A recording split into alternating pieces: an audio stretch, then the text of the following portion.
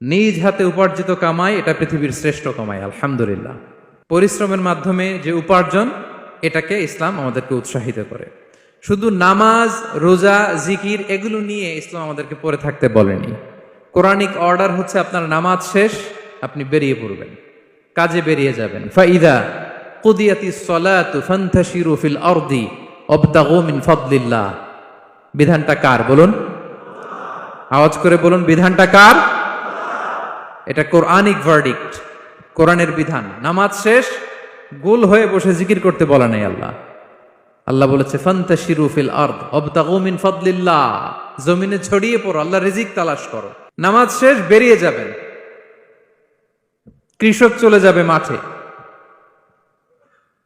শ্রমজীবী চলে যাবে ফ্যাক্টরিতে, শিক্ষকরা চলে যাবে তাদের শিক্ষা প্রতিষ্ঠানে, কর্পোরেট ওয়ার্ল্ডের লোকেরা চলে যাবে তাদের প্রতিষ্ঠানে।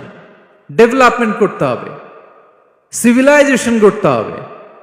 নামাজের পরে গোল হয়ে বসে থাকা চলবে না। কি ব্যালেন্স দেখেছেন ইসলাম? আজান হয়েছে তো মসজিদে আসো, নামাজ শেষ বেরিয়ে পড়ো, আলহামদুলিল্লাহ।